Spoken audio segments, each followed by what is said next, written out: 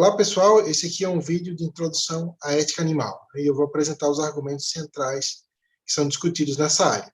Nas discussões sobre as nossas decisões que afetam os animais não humanos, normalmente o antropocentrismo, que é algo que eu já vou definir com mais precisão daqui a pouco, mas vamos resumir primeiramente assim, como o antropocentrismo, a ideia de que apenas o bem dos humanos importa diretamente, o que importa em maior grau. Então, o antropocentrismo, geralmente, ele é simplesmente assumido nas discussões.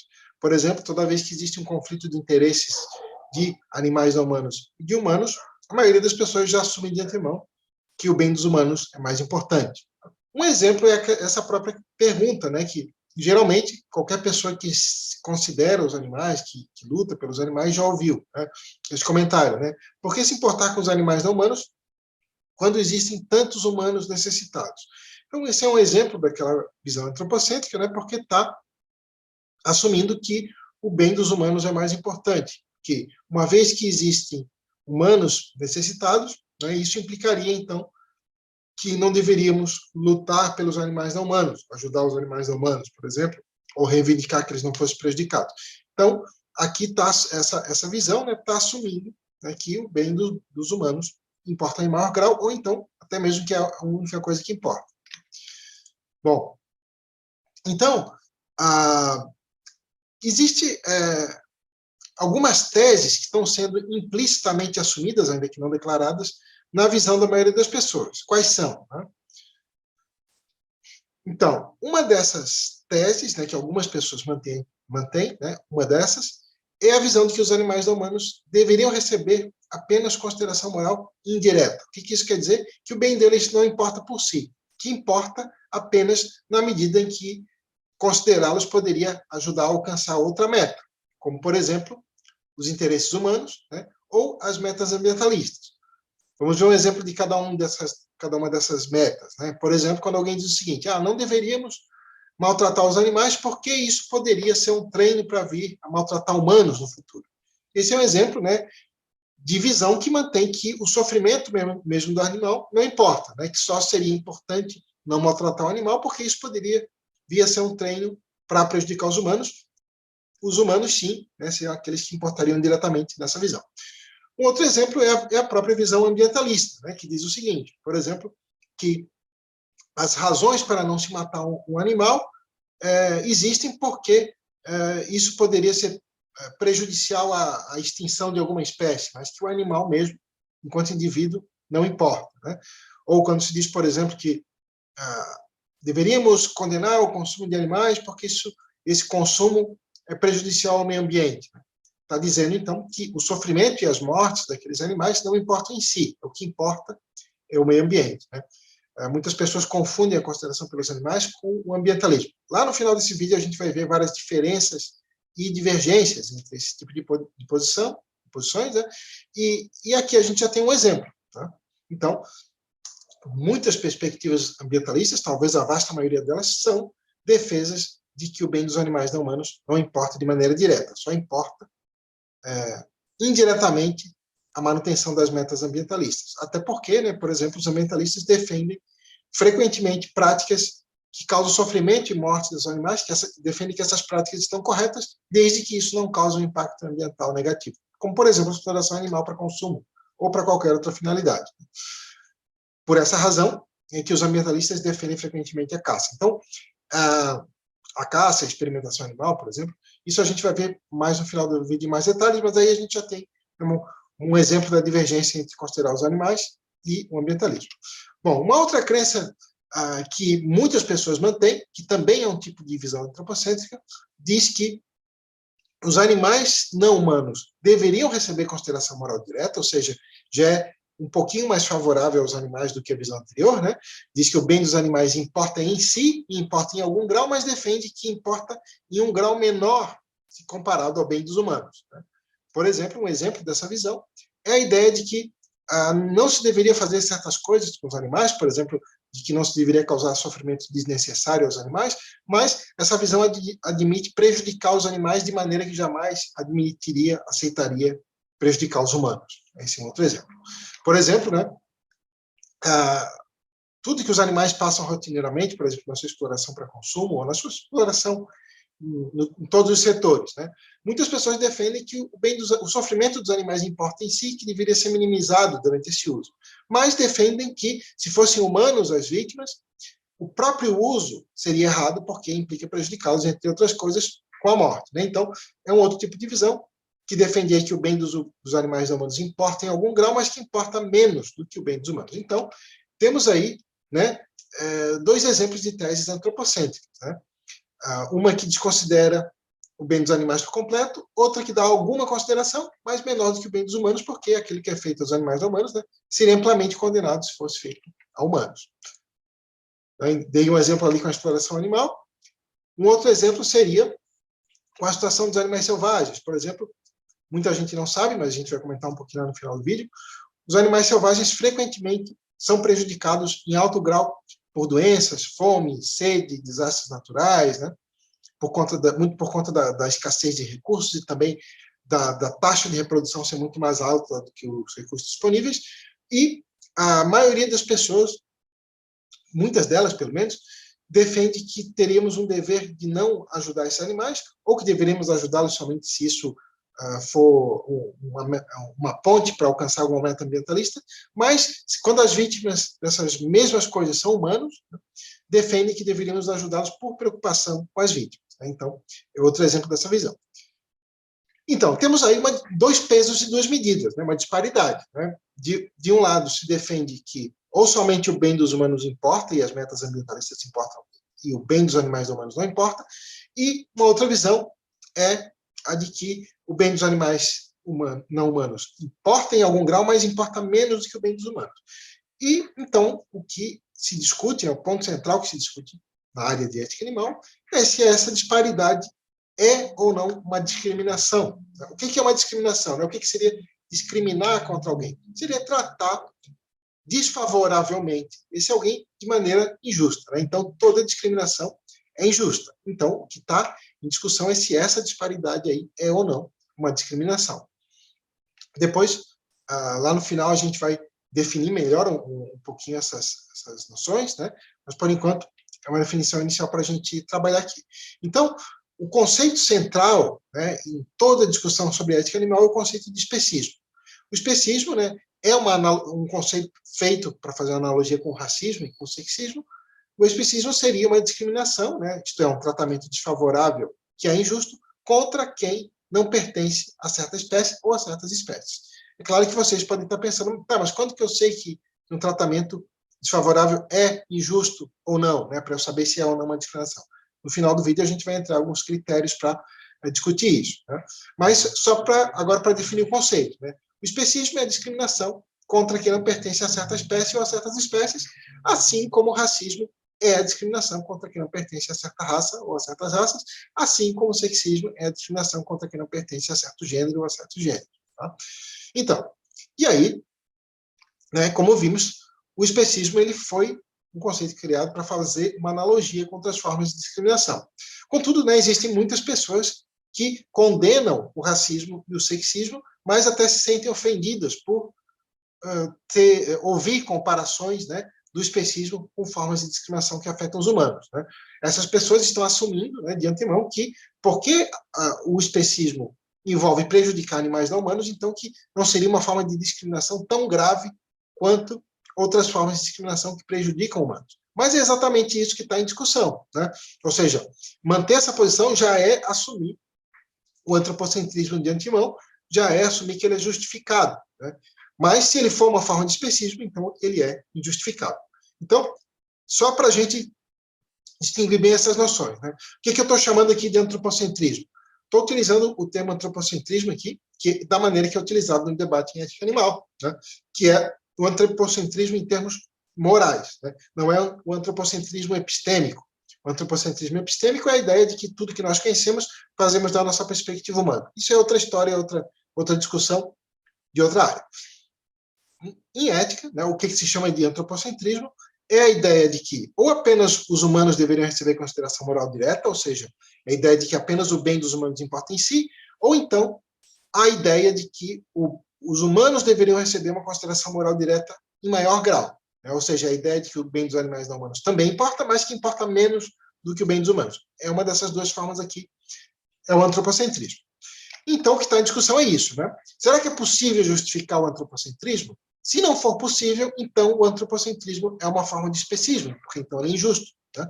E é isso que a gente vai analisar agora. Vamos analisar os principais argumentos que são endereçados para tentar defender que o antropocentrismo é justificável e vamos ver respostas que têm sido dadas, né, ao longo da história da filosofia a esses argumentos.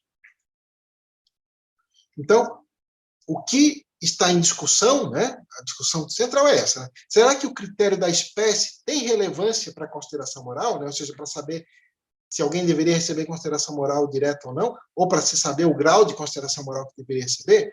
Se o critério da espécie não tem relevância, então dar uma consideração moral maior ou menor a membros de certa espécie ou de certas espécies, seja lá quais forem, não só os humanos, mas pode existir outras formas de especismo, seria todas formas de especismo, porque seriam todas formas de discriminação.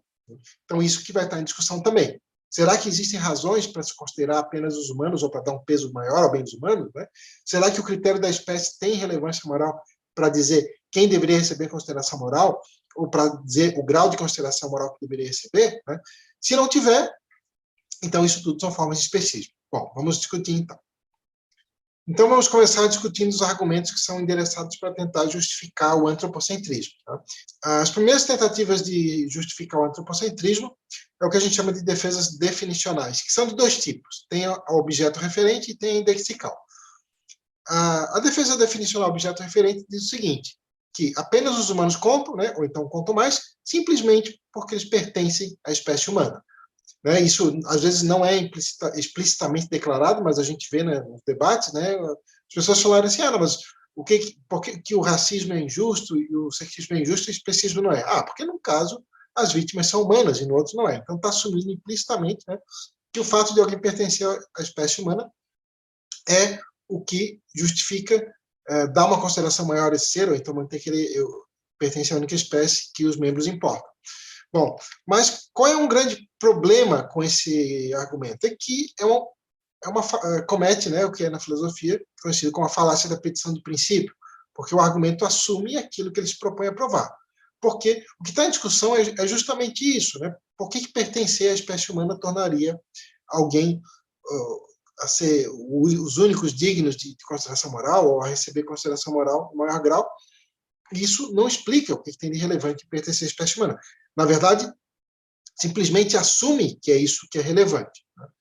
Bom, tem outro tipo de defesa que também é definicional, né, que assume por definição que pertencer a certa espécie é o que é relevante, mas que é do tipo indexical. Essa defesa não diz que os humanos importam mais porque são humanos. Dizem que apenas os humanos importam, ou que eles importam mais, porque eles pertencem à mesma espécie que nós pertencemos.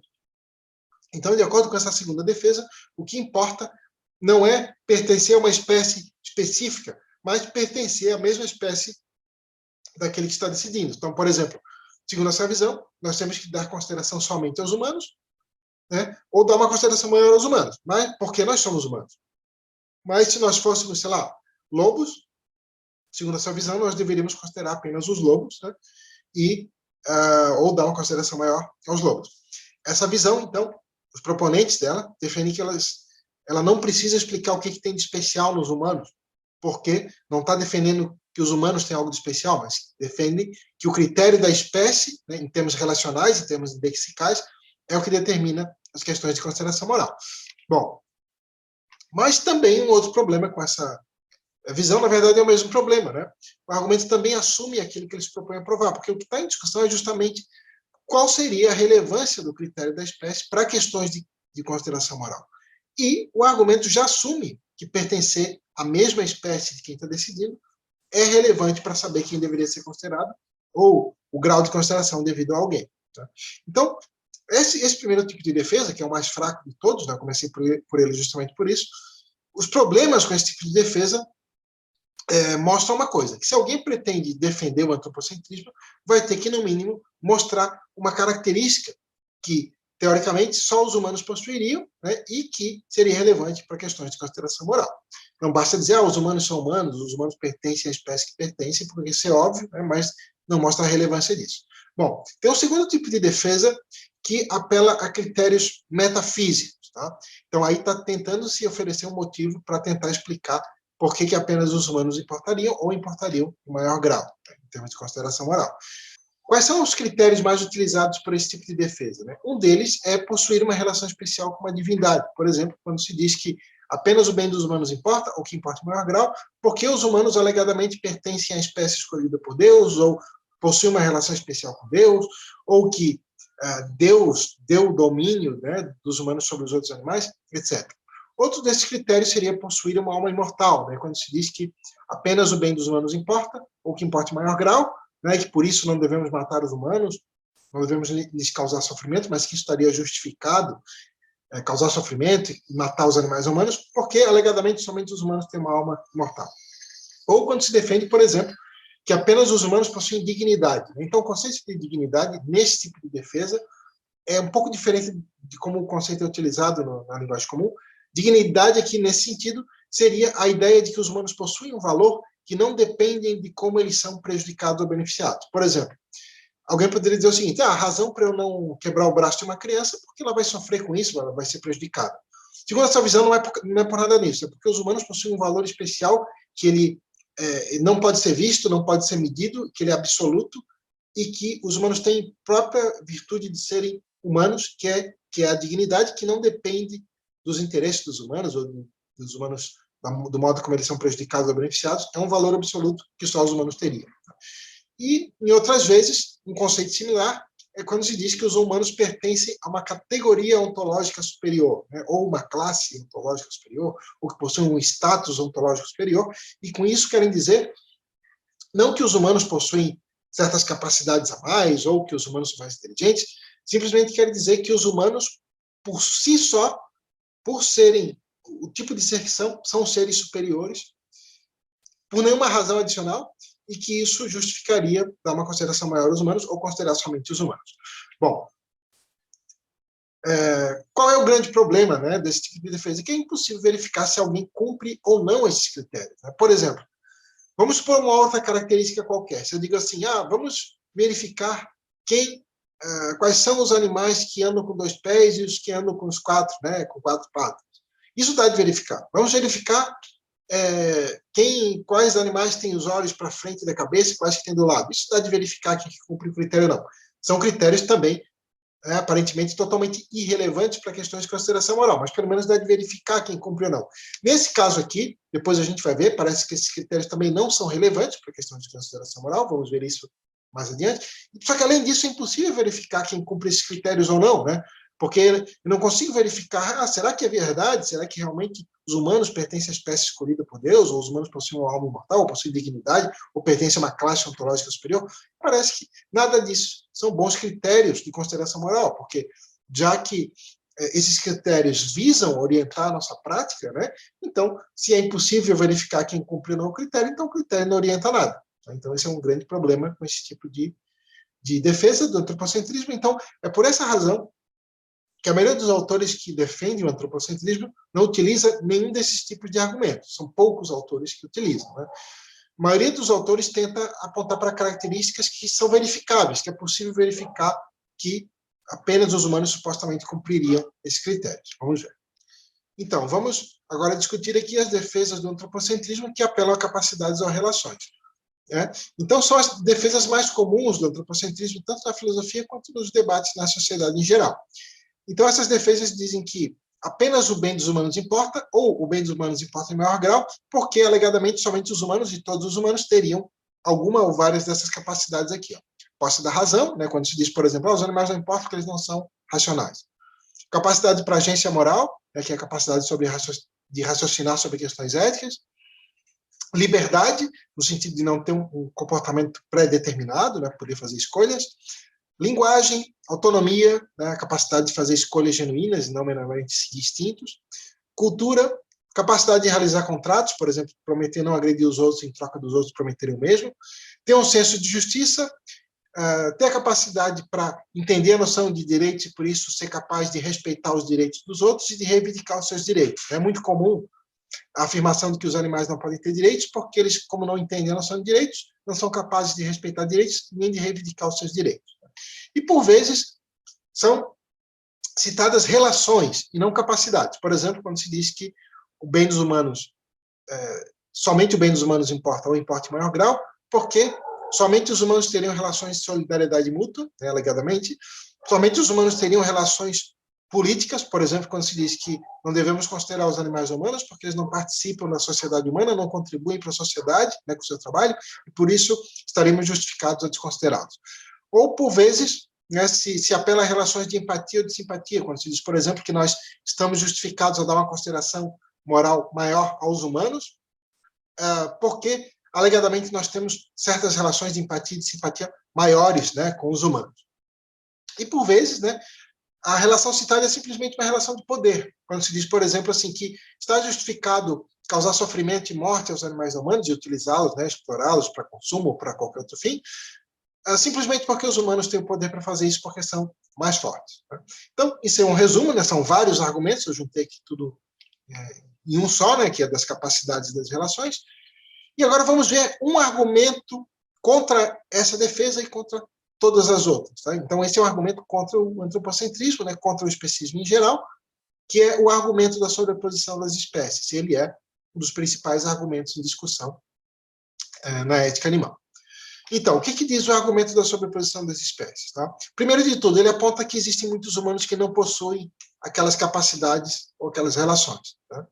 Por exemplo, né, se a gente pegar aí bebês, crianças até certa idade, ou vítimas de certos acidentes ou de certas doenças que afetam as capacidades cognitivas, não tem nenhuma dessas capacidades aqui. Tá?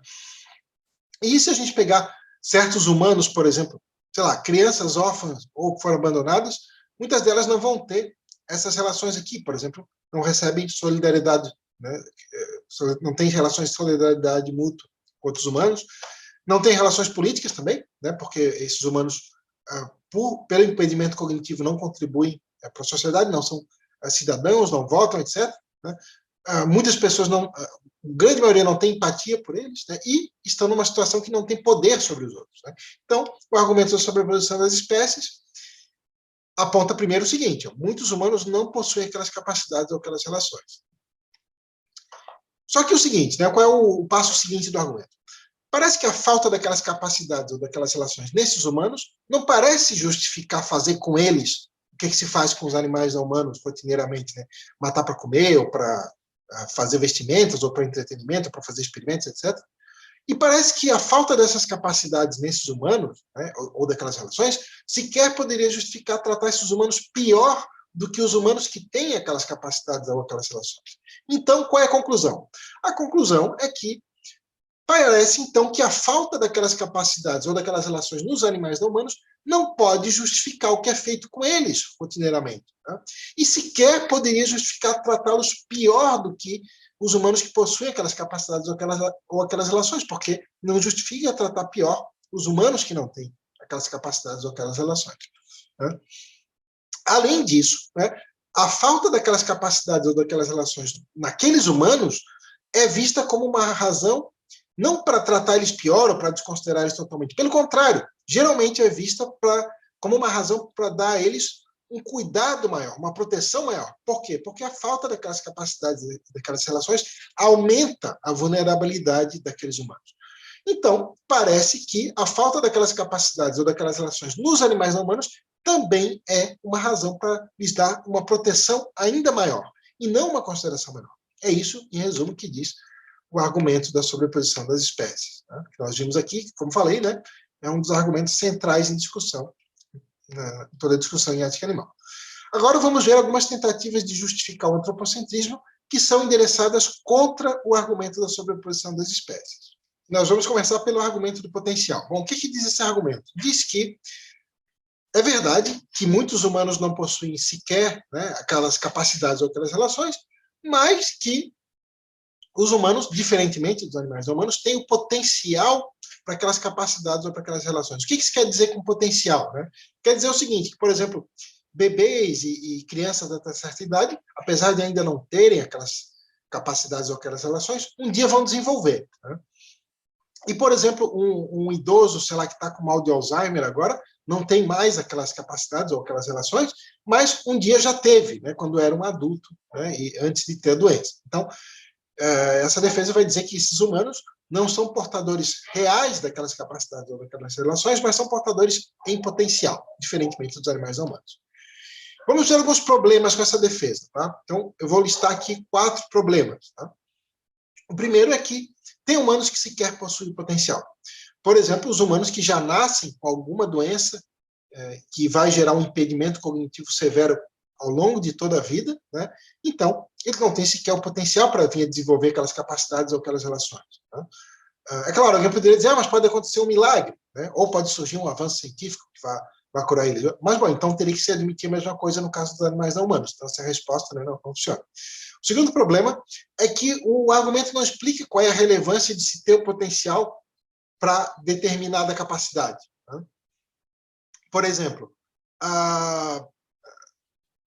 todo aluno, estudante de graduação que ainda não é formado, ele tem o potencial para ser um profissional daquela área. Mas isso não parece mostrar que, então, um aluno não formado deveria ter os mesmos direitos do profissional já formado. Então, tem essa disparidade entre ter a posse real de uma capacidade ou de uma relação e ter o potencial para ela. Aí o argumento não explica isso. O terceiro problema é que o argumento também não explica qual é a relevância da posse daquelas capacidades ou daquelas relações para questões de consideração oral. Seja lá se for posse real ou em potencial. Não, em momento nenhum daqueles argumentos explica. Não, mas por que é importante ter aquelas capacidades ou ter aquelas relações para receber consideração moral ou para o grau de consideração moral? Por que é importante alguém ter a posse da razão ou alguém ser capaz de reivindicar os seus direitos para ter direitos? Por quê? O argumento não explica. E o quarto problema é que as razões para se considerar alguém diretamente, para se dar consideração moral direta a alguém, parece que não dependem da posse real ou potencial daquelas capacidades ou daquelas relações. Por exemplo, parece que a razão óbvia do porquê que a gente não deveria, sei lá, torturar uma criança, por exemplo, quebrar o braço de uma criança, é o próprio sofrimento que a criança teria, o próprio prejuízo para a criança. Sofrer é algo ruim. Não é porque a criança um dia, se crescer, se chegar viva até lá, vai desenvolver aquelas capacidades ou aquelas relações. Né? Não, é muito mais óbvio. Essa explicação é porque o sofrimento é algo ruim. Né? Então, tem esse problema. Tá? Bom, vamos ver uma outra tentativa de justificar o antropocentrismo, que é um argumento contra, né, o argumento da sobreposição das espécies, que é o argumento do grupo. Bom, esse argumento também admite que tem muitos humanos que sequer têm aquelas capacidades ou aquelas relações, e sequer ter o potencial. Então, só que esse argumento diz assim, não importa as características dos indivíduos, o que importa é o grupo ao qual eles pertencem. Então, esse argumento vai defender que o que importa para saber quem deveria receber consideração moral, ou para saber o grau de consideração moral que deveria receber, são as características dos membros normais de cada espécie, tá? E não das características dos indivíduos. Então, por exemplo, esse argumento vai defender que, primeiro, né, por que os humanos devem receber consideração moral? Porque os humanos têm certas capacidades ou aquelas relações. Tá? E aí a gente vai apontar, tá, mas tem humanos que não têm aquelas capacidades e aquelas relações. O que deveria se fazer com eles? Aí os proponentes do argumento do grupo vão dizer, eles deveriam receber a mesma consideração. Por quê? Porque eles pertencem ao mesmo grupo, a saber, a mesma espécie daqueles que têm aquelas capacidades ou aquelas relações. Então, eles seriam membros da comunidade moral honorários, ainda que não membros reais. É basicamente essa a ideia. Bom, vamos ver então alguns problemas com o argumento do grupo. Tá? Primeiro de tudo, ele comete uma petição de princípio. Por quê?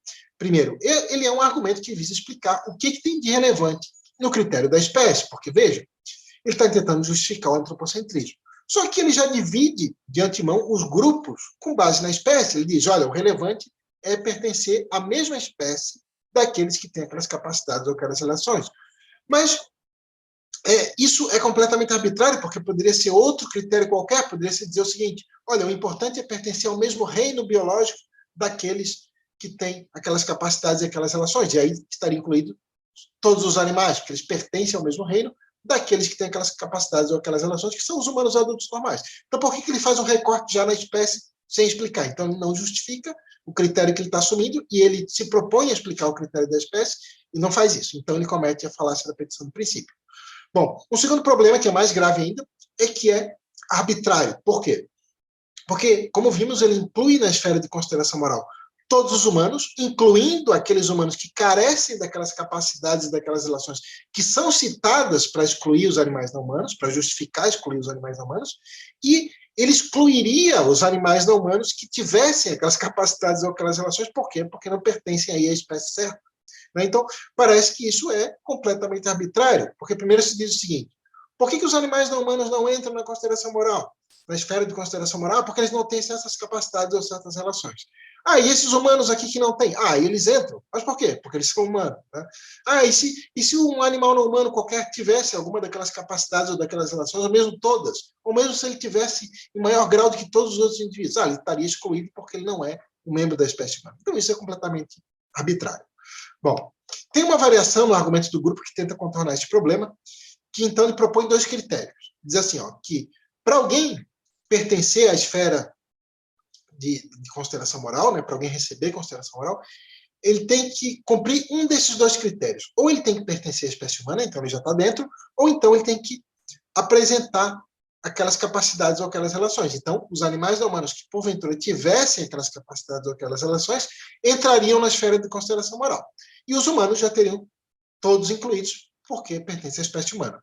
Bom, qual é o grave problema desse argumento? Que ele continua arbitrário, né? Porque ele exige que os animais não humanos, enquanto indivíduos, tenham aquelas capacidades ou aquelas relações, mas ele não exige a mesma coisa dos humanos. Vamos ver agora uma outra tentativa, né, bastante comum também, de justificar o antropocentrismo. Bom, esse argumento é chamado de argumento das distinções biológicas, que ele diz o seguinte: ele tenta explicar por que o critério da raça e do gênero são injustos, mas o critério da espécie não seria injusto para determinar, né, quem deveria receber consideração moral ou determinar o grau de consideração moral devido a alguém. Esse argumento diz o seguinte, que o critério da raça e o critério do gênero são construções sociais, são ficções humanas, mas a espécie faz referência a uma característica biológica. Então, é por isso que o critério da espécie para a consideração moral não seria injusto e a raça e o gênero seriam. Bom, qual é um grave problema com esse argumento? É que um critério ser baseado em uma característica biológica não parece implicar que ele seja justo. Por exemplo, vamos supor que existisse um sistema de escravidão com base na altura das pessoas. A altura é, inegavelmente, uma característica biológica, não é uma construção social. Né? Então, vamos supor um sistema de escravidão que dissesse, abaixo de certa altura vão ser escravos daqueles que têm mais do que aquela altura. Isso seria, inegavelmente, um critério baseado em uma característica biológica, né? Poderia ser a altura, ou cor dos olhos, formato da orelha, seja lá o que fosse, mas certamente que seria injusto. Né? Então, parece que mostrar que o critério da espécie é baseado numa característica biológica não mostra por isso que ele é justo. Então, vamos ver agora outro tipo de argumento que é muito utilizado em defesa das práticas especistas, que é o apelo às tradições. Esse apelo diz o seguinte, que as práticas especistas são tradicionais em muitas culturas, né? Talvez em todas, então, por isso, elas deveriam ser respeitadas. Tem várias maneiras pelas quais essa visão é defendida, e vamos ver aqui três delas, tá? Das principais. Uma delas, muito comum, é por meio de um apelo ao antirrealismo moral. O que é o antirrealismo moral? É a ideia de que não existe certo e errado objetivamente em ética. Então, por vezes, o respeito pelas tradições é defendido por meio de um apelo ao antirrealismo moral. O que se diz? Normalmente se diz o seguinte, que não existe certo e errado em ética, logo, todos deveriam respeitar as tradições de cada cultura. Né? Isso é muito comum, um pensamento muito comum. Eu não vou entrar na discussão aqui sobre a validade ou não do antirrealismo moral, se existe ou não certo e errado em ética. Eu vou me limitar a apontar o seguinte, que esse argumento, mesmo se o antirrealismo moral for uma perspectiva plausível, mesmo se ele estiver correto, um problema com esse argumento é que ele é autorrefutante. Por quê? Porque se não existir certo e errado em ética, então ninguém tem dever nenhum de respeitar as tradições de cada cultura. Então, se alguém quer defender que todos têm o dever de respeitar as tradições de cada cultura, então não faz sentido apelar ao antirrealismo moral. Se alguém pretende defender o respeito pelas tradições, né, então precisa oferecer razões para isso. Então, agora vamos ver duas tentativas nesse sentido. Tá? A primeira é apelando aos benefícios para certos indivíduos. Então, por vezes, o respeito pelas tradições é defendido apontando que elas beneficiam muitos indivíduos.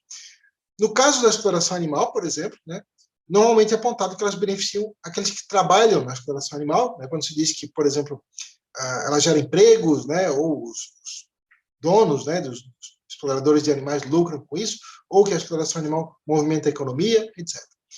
Contudo, se os benefícios para certos indivíduos contam com uma razão favorável a certa prática, então seria arbitrário não contar os prejuízos para outros indivíduos como uma razão contrária às mesmas práticas. Né?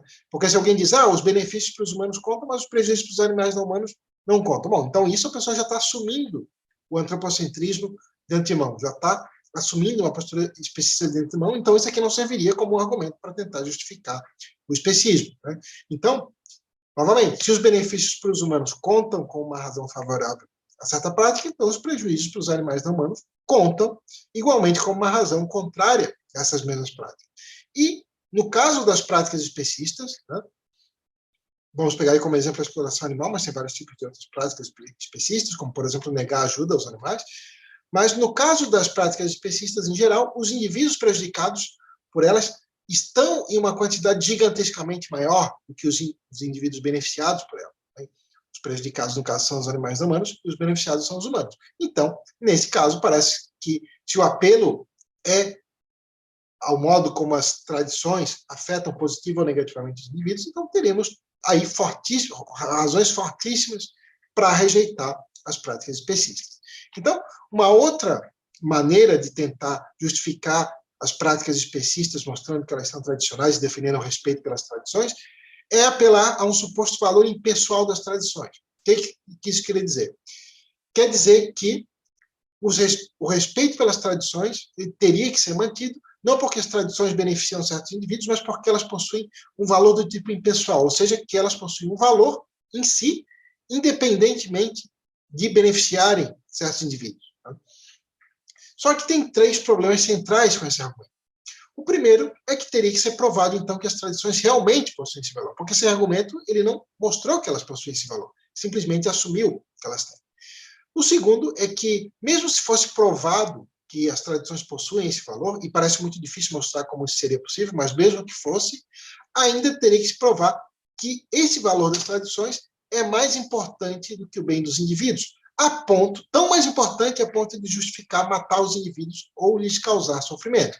Porque, por exemplo, poderia ter sido provado que as tradições têm realmente esse valor impessoal, mas que esse valor impessoal não é mais forte do que o bem dos indivíduos. Né? Então, teria que se provar essas 2 coisas, e se a primeira já é difícil provar, imagine a segunda.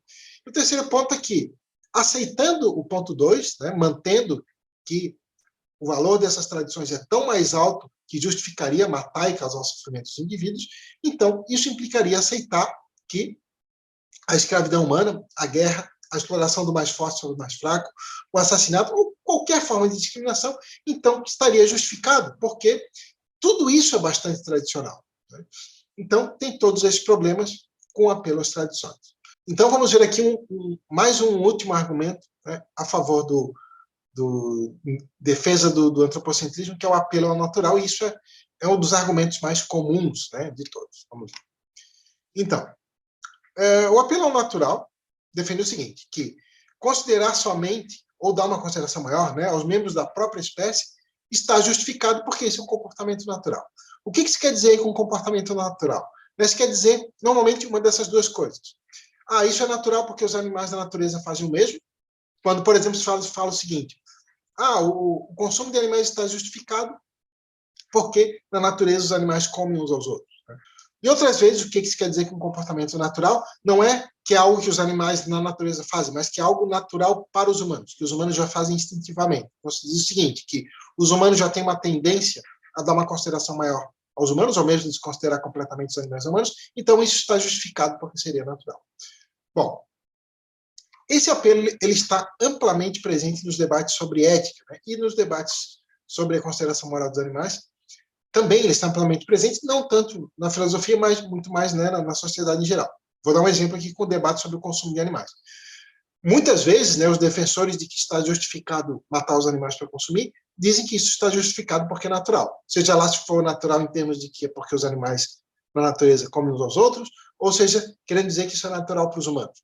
E, do outro lado, muitas vezes as pessoas que condenam o consumo de animais dizem que o consumo de animais está errado, né, moralmente errado, porque não seria natural para os humanos, porque os humanos, sei lá, não têm os dentes caninos pontudos, ou etc.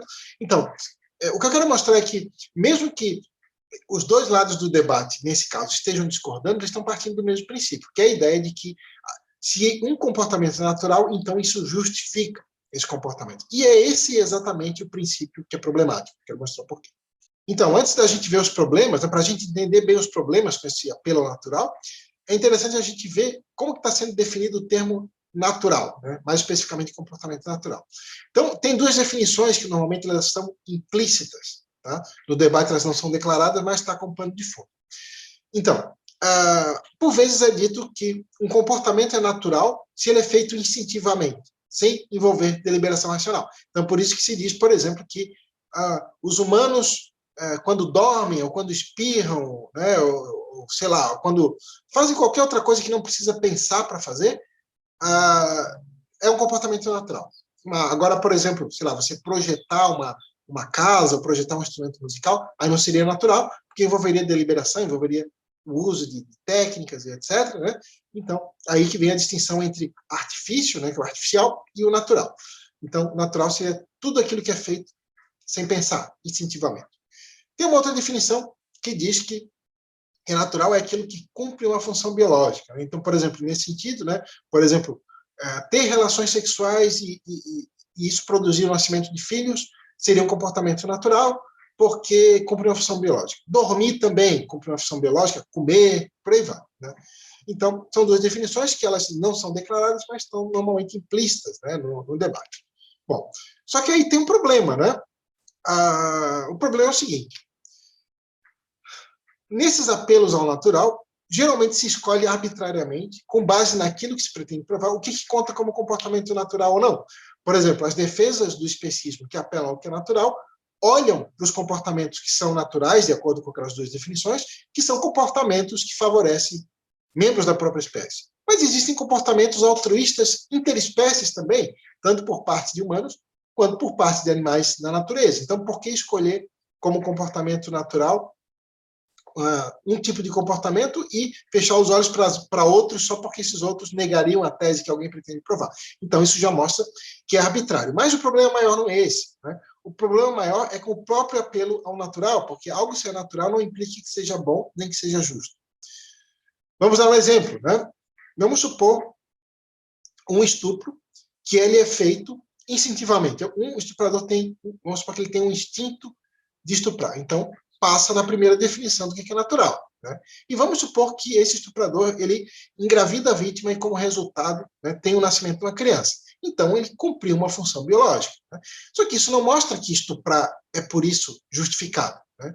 Claro, alguém poderia dizer o seguinte: mas o resultado, lá no final das contas, teve um aspecto positivo porque nasceu uma criança. Mas, bom, uma coisa é dizer que um dos aspectos do resultado foi positivo. Né? Outra coisa é dizer que o ato em si, por isso, é justificado. Parece que não é. Bom, e então parece que o fato de um comportamento ser natural não parece justificar esse comportamento. Por exemplo, assassinatos ocorrem naturalmente o tempo inteiro. Roubo, violência, matança de filhotes por diversão. Isso ocorre abundantemente na natureza e ocorre muitas vezes por parte de humanos, tá? Naturalmente. Tá? Então, e parece que isso não mostra que esses atos por si, por isso, são justos. E tem mais, né? Se alguns dos atos que também são naturais também forem justos, né, eles vão ser justos por outra razão, e não porque eles são naturais. Né? Além disso, tem coisas que não são naturais, que são boas e são justas. Por exemplo, construção de bibliotecas, de escolas, de hospitais, etc. Então, parece que, apesar da presença abundante aí nos debates sobre ética do apelo ao natural, parece que saber se algo é ou não natural não tem relevância alguma para questões de ética. Então, até agora a gente viu várias tentativas de defender o especismo e vários problemas com essas tentativas. Agora a gente vai ver um argumento central contra o especismo, que é o argumento da relevância. Antes da gente ver o argumento da relevância, é importante reparar no seguinte: nas tentativas de justificar o especismo que a gente viu, era sempre estabelecido um critério para dizer quem que deveria receber consideração moral, ou para dizer o grau de consideração moral que alguém deveria receber. E, resumindo esses critérios, né, dessas tentativas de defender o especismo, a gente pode listar eles aqui. Ó. Um era o critério da espécie, né, ou, por vezes, eram características metafísicas, como possuir uma relação especial com uma divindade, né, por exemplo, quando se diz os humanos foram criados à imagem e semelhança de Deus, Deus deu o domínio dos humanos sobre os animais, etc. Ou possuir uma alma imortal, possuir dignidade, pertencer a uma categoria ontológica superior, etc. Tudo aquilo que a gente viu no começo do vídeo. Por vezes, outras defesas, né, utilizavam como critério a posse de certas capacidades ou de certas relações e, por vezes, o potencial para ter essas capacidades ou essas relações. Então, até então, na maioria da análise dessas defesas que a gente viu, a gente não discutiu se esses critérios eram relevantes ou não. A gente se limitou a apontar que a aplicação desses critérios, mesmo se eles fossem relevantes, seria ainda problemática porque eles não implicariam em defender o especismo. Por exemplo, se alguém escolhe alguma dessas capacidades ou relações como critério, vai sempre ter muitos humanos que não possuem essas capacidades ou essas relações, como aponta lá o argumento da sobreposição das espécies. Né? Então, só que agora o argumento da relevância, ele vai entrar diretamente nessa discussão. Esses critérios, né, que são assumidos pelas defesas do especismo, são relevantes para a questão que eles visam responder ou não? Né?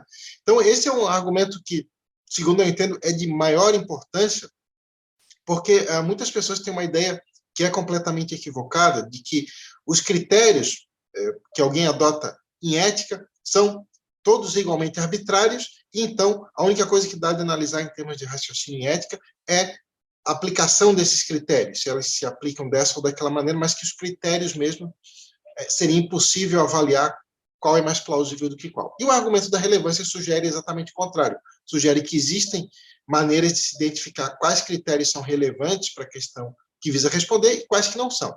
E, na verdade, o argumento é muito simples, é facílimo de entender e ele dá exemplos muito básicos, assim, que é muito fácil de entender, é isso que a gente vai ver agora. Então, agora que a gente vai ver, então, um argumento que aponta um problema com todas as defesas do especismo, e o argumento mantém que todos esses critérios, mesmo que todos os humanos cumprissem esses critérios, e nenhum animal não humano cumprisse, tudo isso ainda seria injustificável, porque esses critérios são baseados em características que não são relevantes para a questão que eles visam responder. Então, vamos começar a ver em mais detalhes o argumento da relevância. Vamos lá. Então, lembrando, né, o argumento da relevância aponta um problema geral com todas as defesas do especismo. Todas as defesas do especismo têm esse problema central. Então, o primeiro passo do argumento da relevância, né, ele parte de um ponto muito básico que eu acho que todo mundo aceita. Para uma distinção estar justificada, ela precisa ser baseada em um critério que seja relevante para aquilo que está em jogo. Então, novamente, né, algumas pessoas têm essa ideia, em ética, não tem como avaliar qual critério é mais relevante do que qual mais plausível. Já vamos ver um exemplo que parece que sim, tem como avaliar e é muito simples. Vamos dar um exemplo de critérios relevantes e irrelevantes. Vamos supor, então, que nós estivéssemos como membros de uma diretoria de um hospital, né, e nós tivéssemos que decidir sobre duas pautas. Tá? Uma primeira seria estabelecer critérios para dizer quem que poderia ser aceito para trabalhar na equipe médica desse hospital. Quem que poderia preencher uma vaga lá que está livre, por exemplo, que a gente quer contratar para participar da equipe médica. E tem uma outra pauta que diz o seguinte: que critérios nós deveríamos adotar para estabelecer quem que poderia ser aceito para ser atendido na emergência do hospital e como estabelecer a prioridade nessa emergência. Então, são duas questões que a gente teria que decidir. E vamos supor, então, que a gente se debruçou na primeira questão, né, como que critérios estabelecer para avaliar os candidatos para a vaga na equipe médica. Bom, parece que, nesse caso, quais são os critérios relevantes? Saber o grau de conhecimento que alguém tem com a medicina, o grau de habilidade que tem, de treinamento que tem no exercício dessa profissão, se trata bem os pacientes, se é uma pessoa pontual, etc. Tá? Agora, parece que os critérios para determinar quem deveria ser aceito na emergência, estabelecer a prioridade no atendimento, são outros, né? São outros critérios. O que é relevante para essa outra questão são outras coisas. Por exemplo, a gente poderia dizer assim, para ser aceito na emergência, tem que estar ferido ou tem que estar doente. né? Alguém saudável, que não está com problema nenhum, não tem por que aceitar a emergência. E vamos supor que a gente tivesse que estabelecer critérios de prioridade, né, nessa emergência. A gente poderia estabelecer critérios assim: quem está mais gravemente ferido, quem é que está mais gravemente doente, quem é que tem mais condições de esperar mais tempo, ou quem que poderia morrer logo, etc. Os critérios são outros, né? Então, tudo que eu estou mostrando aqui é que existem critérios que são relevantes em um contexto e não são em outros. Por exemplo, vamos supor que alguém invertesse, né, os critérios e falasse assim: ó, vamos fazer o seguinte: o critério para a gente avaliar quem deveria ser aceito para trabalhar na equipe médica é só ver quem é que está doente ou está ferido. Quem tiver mais doente ou mais ferido, preenche a vaga. E vamos supor que alguém dissesse o seguinte: olha, para ser atendido na emergência do hospital, a gente tem que ver quem que é um médico, né? Quem tiver mais habilidade com a medicina vai ser atendido primeiro. Bom, a gente provavelmente acharia essa proposta, né, muito irracional, muito maluca, né?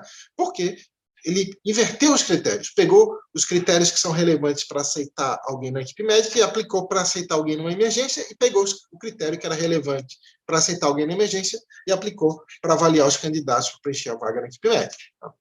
Bom, guardem bem esse exemplo, porque assim, é um exemplo que todo mundo vai pensar assim: mas ninguém vai fazer isso na prática, ninguém é tão louco a esse ponto. Mas eu quero mostrar é que todas as defesas do especismo, ao longo da história da filosofia, padecem exatamente dessa confusão, porque pegaram os critérios que são relevantes para estabelecer quem que deveria ser responsabilizado e aplicaram para saber quem que deveria ser considerado. Já vou explicar isso em mais detalhes.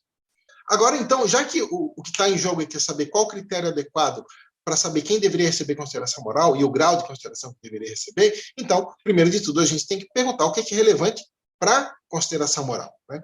Então, para responder isso, a gente tem que perguntar o que está em jogo em questões de consideração moral.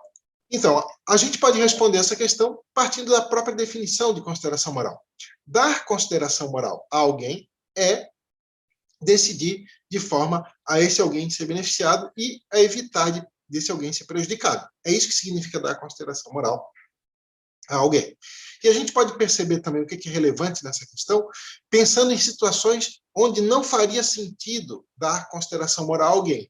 Por exemplo, se fosse impossível beneficiar ou prejudicar alguém. Vamos supor alguém que fosse completamente invulnerável, que fosse impossível prejudicar ele, e que esse alguém já tivesse tudo de bom que é possível ter. Não seria possível aumentar o bem-estar desse alguém. Então, parece que nesse caso não faria sentido dar consideração moral a esse alguém, porque seja lá o que fizéssemos, seria impossível prejudicar esse alguém, também seria impossível beneficiar esse alguém, né? E a mesma coisa em relação a objetos, por exemplo, uma caneta, né? Parece que seja lá o que fizermos, para a caneta vai ser indiferente, porque não existe alguém que é a caneta, que poderia ter o seu bem-estar diminuído ou aumentado, já que ela não tem bem-estar.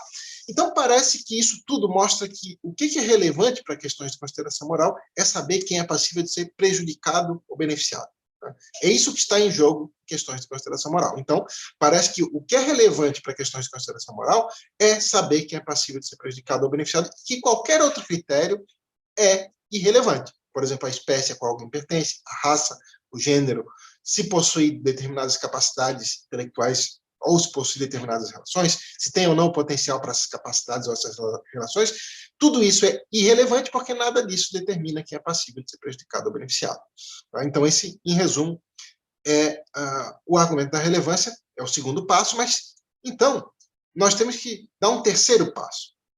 Perguntar o seguinte: já que o que é relevante para questões de consideração moral é saber quem é passível de ser prejudicado ou beneficiado, né? Ou seja, os seres que nós devemos dar consideração moral são aqueles seres que são passíveis de ser prejudicados ou beneficiados, então temos que perguntar o que determina que alguém é passível de ser prejudicado ou beneficiado. E, novamente, primeiro, para responder essa questão, é interessante a gente olhar para aquilo que não determina quem é passível de ser prejudicado ou beneficiado. E aí a gente já tem uma lista de critérios que não são relevantes para responder essa questão. Bom, o que não determina que alguém é passível de ser prejudicado e beneficiado? A espécie a qual alguém pertence, a espécie, a raça, o gênero. Né? Então, isso tudo explica por que especismo, racismo e sexismo são análogos, porque todos são formas de discriminação, porque são baseados em critérios que não são relevantes para questões de consideração moral. Também não determina se alguém é passível de ser prejudicado, se ele possui ou não uma alma imortal, se foi ou não criado à imagem e semelhança de Deus, se possui ou não dignidade, se possui ou não um status ontológico superior, nada disso determina. se possui ou não certas capacidades cognitivas ou certas relações, se tem ou não potencial para essas capacidades ou essas relações, se pertence ou não à mesma espécie daqueles que têm essas capacidades ou relações, né, como a gente viu no argumento do grupo, se o critério utilizado para discriminar é baseado ou não numa característica biológica, se o comportamento é ou não natural, né, se é ou não tradicional, nada disso determina quem é passível de ser prejudicado ou beneficiado. Então, todas as defesas do especismo padecem do mesmo problema. Pegam critérios que podem até ser relevantes para outras coisas, mas que não são relevantes para questões de consideração moral e utilizam esses critérios irrelevantes para determinar quem deveria receber consideração moral. Então, agora a gente pode entender a importância da ciência e por que a ciência é um critério adequado de consideração moral e por que ela é um conceito central em toda a discussão em ética animal. Então, agora nós podemos responder. O que determina que alguém é passível de ser prejudicado e beneficiado é a ciência. Tá? Ou seja, é ser capaz de experimentar certos estados como positivos e ou outros como negativos. Isto é, o que é relevante para saber quem deve receber consideração moral é saber quem é senciente. Tá? O que é ciência? Né? A ciência é a capacidade de ter experiências. É um sinônimo de consciência. Então, por exemplo, essa caneca aqui, ela não é senciente, porque ela não tem consciência, ela não existe a perspectiva dessa caneca, ela não experimenta o mundo de dentro para fora. Diferentemente de mim, de vocês. Né? Então, nesse sentido, dá de agrupar numa determinada classe dos objetos não sencientes, os objetos inanimados, né? Mas também os seres vivos que não têm um sistema nervoso central, por exemplo, plantas, fungos, bactérias. Né? E, do outro lado, o que eu e vocês temos de semelhante com um porco, um peixe, uma galinha, uma abelha, uma formiga, é que nós temos experiências, nós somos alguém, né? Tem alguém naqueles corpos, diferentemente disso aqui, isso aqui é algo, isso aqui é uma coisa, não tem alguém ali. Né? Então, ciência é, nesse debate, utilizado nesse sentido amplo, como sinônimo de consciente. Né? Então, a ciência é a capacidade de ter experiências. É o que diferencia os que são alguém e os que são algo. Agora, uma característica importante das experiências é que elas possuem valência. O que é a valência? É a propriedade de uma experiência ser positiva ou negativa para quem está experimentando. Né? Então, é isso que faz com que os seres sencientes sejam passíveis de ser prejudicados ou beneficiados. Não é o fato de estarem biologicamente vivos, é o fato de terem experiências e essas experiências poderem ser positivas ou negativas. Então, isso mostra que os seres sencientes podem ser prejudicados tanto pela presença daquelas experiências que são negativas, né, o sofrimento, todas as experiências negativas, mas também pela ausência daquelas experiências que são positivas. E é por isso que nós podemos concluir que os seres sencientes são prejudicados não apenas com o sofrimento, mas também com a morte, justamente porque a morte impede que eles desfrutem de experiências positivas. Então, tem um equívoco muito comum em relação ao critério da senciência. Várias pessoas dizem, eu não aceito o critério da senciência porque eu acho que os animais são prejudicados com a morte. Mas é exatamente a partir da senciência que se pode explicar a razão pela qual os animais são prejudicados com a morte, porque a morte prejudica alguém justamente por questões relacionadas à senciência, porque a morte impede que o indivíduo desfrute daquelas experiências positivas que desfrutaria se continuasse vivo. E é por essa razão que seres que estão vivos, mas não têm consciência, não são sencientes, como plantas, fungos, bactérias, etc., não são prejudicados com a morte, porque a morte, no caso deles, não impede que eles desfrutem nada, porque não existem eles, não existem indivíduos. Sabe? Então, vamos voltar, então, naquele exemplo lá da diretoria do hospital, né, quando eu mencionei assim, o que a gente acharia de uma proposta que invertesse os critérios e dissesse que para alguém ser atendido na emergência do hospital tem que ser um médico, né, e que para alguém ser aceito numa equipe médica tem que estar doente. Bom, esse alguém estaria baseado em critérios irrelevantes, porque ele trocou os critérios, né, e utilizou critérios que são relevantes em um contexto e aplicou em outros onde eles não são. Mas, então, essa confusão é feita por todas as defesas do especismo e foi feita ao longo da história da filosofia, porque o que se fez? Se pegou critérios que são relevantes para determinar quem deveria ser responsabilizado e se aplicou esses critérios para dizer quem deveria ter o seu bem considerado.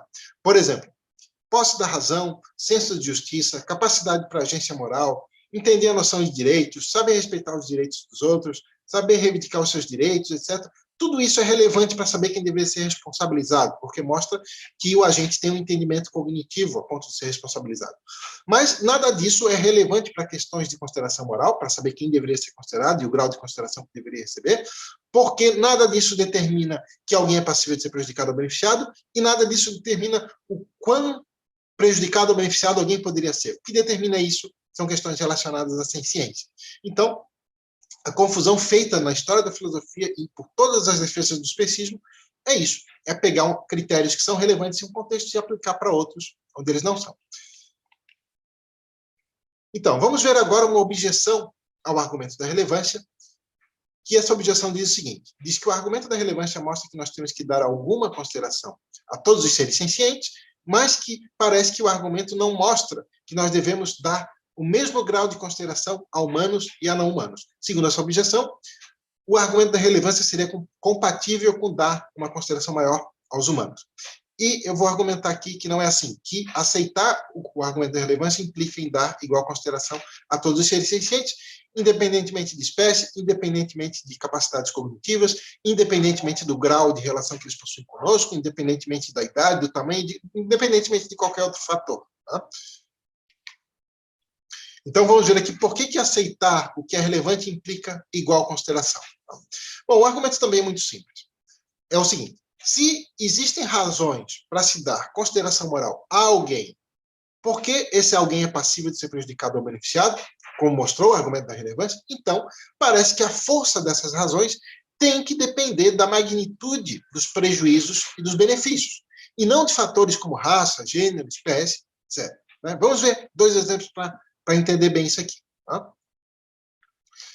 Vamos ver dois exemplos, um que trata de interesses similares em indivíduos distintos e outro que trata de interesses diferentes. Tá?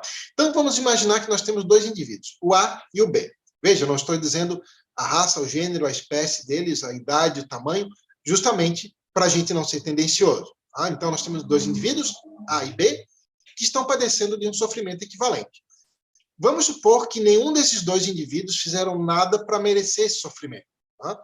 Então, num caso assim, seria arbitrário dizer que nós temos razões mais fortes ou mais fracas para aliviar o sofrimento de um ou de outro. Por quê? Porque o sofrimento é equivalente. Se nós temos razões para aliviar sofrimento, porque o sofrimento é uma experiência negativa para quem tem, então parece que é a magnitude do sofrimento que vai determinar a força dessas razões. Né?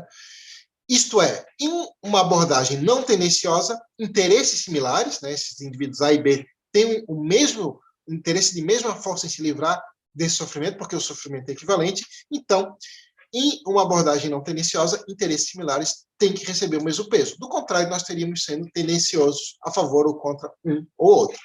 E isso parece mostrar, então, que os interesses equivalentes de humanos e de animais não humanos têm de receber o mesmo peso. Isso não se aplica só ao sofrimento, que aplica a qualquer interesse. Então, por exemplo, vamos supor que um humano seja prejudicado com a morte em determinada magnitude. Vamos supor que nós temos aí um critério para medir o quanto alguém seria prejudicado com a morte, não sei quantos anos de vida teria pela frente, quanto já viveu, etc. E que um animal não humano seria prejudicado em mesma medida se morresse. Então, parece que o interesse em não morrer desses dois indivíduos tende a receber o mesmo peso, do contrário, se estaria sendo tendencioso, arbitrário. Então, vamos ver agora um outro exemplo com interesses diferentes, né, que estão em jogo, em conflito. Né?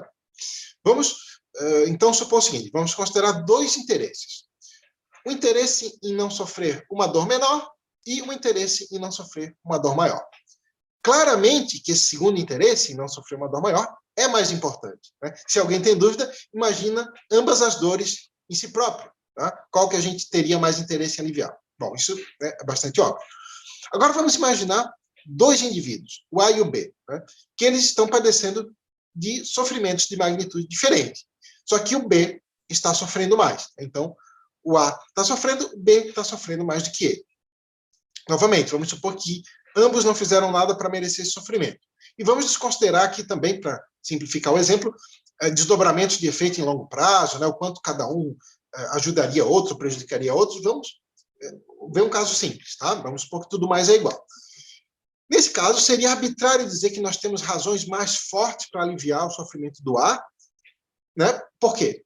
Porque o sofrimento do B é maior. Parece que, nesse caso, nós temos razões para preferir priorizar aliviar o sofrimento do B, simplesmente porque o sofrimento dele é maior. Tá? Isto é, numa abordagem não tendenciosa, os interesses mais importantes recebem um peso maior. Tanto é que, se fosse o contrário, se fosse o A quem estivesse sofrendo mais, né, e a gente tivesse que escolher priorizar aliviar o sofrimento do A ou do B, parece que nós teríamos razões para aliviar o sofrimento do A. E o que acontece, né, no caso dos animais não humanos? Acontece que esse princípio de priorizar os interesses maiores e de dar igual peso a interesses similares é violado numa base diária o tempo inteiro. Vamos ver, então, alguns exemplos de violação desse princípio, né, que é o princípio da igual consideração. Vamos lá. Então, os animais não humanos, eles são discriminados o tempo inteiro porque os interesses maiores deles recebem peso menor do que interesses menores dos humanos. Vamos ver alguns exemplos. Vamos ver um exemplo com a exploração animal em geral. Né? A vasta maioria dos animais são explorados para consumo. Então, vou dar um exemplo aqui com o consumo de animais. Bom, vamos supor aí que alguém vai consumir uma refeição com frango, né? Vai matar um frango para consumir.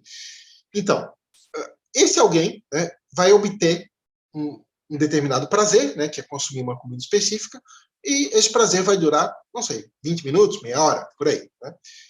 Sem contar o fato que esse prazer poderia ser obtido de outra maneira, que não implicasse a morte dos animais, por exemplo, consumindo uma comida de origem vegetal. Mas vamos desconsiderar isso, né? Só para a gente pesar aqui os critérios. Esse prazer de 20 ou 30 minutos, né, ele implicou para o animal, né, não sei, 20, 30, 40 dias de sofrimento extremo, né, que é a idade que um animal na exploração industrial para consumo normalmente é morto, né, e ele tem sofrimento extremo do momento que nasce até o momento que morre, mas o prejuízo para ele não é só isso, não é apenas 30, 40 dias de sofrimento extremo versus 20 minutos de prazer. Né? Então, veja, normalmente nós pensamos que é mais importante evitar sofrimento do que proporcionar prazer, mas quando os animais são afetados, a gente pensa o contrário, né? Dois pesos e duas medidas. Mas o que tem que se computar aqui, o dano para o animal, não é só o sofrimento. Vimos que os seres sencientes são prejudicados também pela privação de experiências positivas. E ele ser morto com essa idade, né, 30, 40 dias, implica que ele foi privado de todo o tempo de vida positivo que ele poderia ter pelo seu tempo biológico de vida, que poderia chegar a 10, 15 anos de vida. Então tem que computar a perda de todos esses anos para proporcionar 20, 30 minutos de prazer. Então é óbvio que nesse caso, né, no uso de animais, na exploração animal para consumo, está se dando um peso gigantescamente maior ao interesse que é muitíssimo menor dos humanos. Né? Então, certamente que isso é tendencioso, certamente que isso não passaria lá no teste do princípio da igual consideração. Aliás, ninguém aceitaria isso se não soubesse se estaria na posição de vítima ou na posição do beneficiado. Então, isso não passa em nenhum teste de imparcialidade. Bom, alguém poderia pensar assim, tá, mas em casos onde os interesses são similares, né? Por exemplo, alguém poderia pensar o seguinte, mas na experimentação animal haveria justificativa, então, para usar os animais, dado que, por vezes, né, a experimentação animal visa realizar interesses humanos importantes, como curar doenças, por exemplo. Né? Bom, nesse caso, né, se os prejuízos e benefícios são similares, né, então não dá de decidir de antemão que está justificado prejudicar o animal no humano, porque se os prejuízos e benefícios são similares, né, se os interesses são similares, a única maneira de justificar prejudicar os animais não humanos seria em casos onde se manteria que seria certo prejudicar em igual medida os humanos. Né? Então, veja, são interesses similares e está se dando peso maior ao interesse humano. Tá? Então, no caso da experimentação animal, tem vários outros problemas. Né? Por exemplo, a vasta maioria da experimentação animal não visa curar doenças, e os experimentos em animais que visam curar doenças, eles têm um efeito contrário do que muitas pessoas pensam, porque o prejuízo que é causado, né, a quantidade de animais mortos, é gigantescamente maior do que a quantidade de humanos beneficiados. Então, se você agrega o peso do interesse de vários indivíduos, o peso desses interesses de vários indivíduos, mesmo que eles recebessem um peso menor, que ia ter que preponderar. Então, a experimentação animal também é baseada numa discriminação especista contra os animais humanos, justamente porque E esses experimentos seriam considerados inaceitáveis se fossem feitos em humanos, sendo prejudicados em mesma medida. Né? Então, nesse caso, isso mostra que interesses similares estão recebendo peso diferente, dependendo da espécie de quem seria o prejudicado. Os animais são discriminados não apenas quando eles são explorados, mas outro exemplo muito clássico é a omissão de ajuda. Por exemplo, no começo do vídeo, eu mencionei que várias pessoas perguntam, mas por que se preocupar com animais não humanos quando tem tantos humanos precisando de ajuda? Bom, justamente porque existe uma quantidade vastamente maior de animais não humanos precisando de ajuda. O bem deles, dado o especismo, por causa do especismo, é altamente negligenciado, então tem muito menos indivíduos se preocupando com eles do que indivíduos já tentando ajudar humanos, né?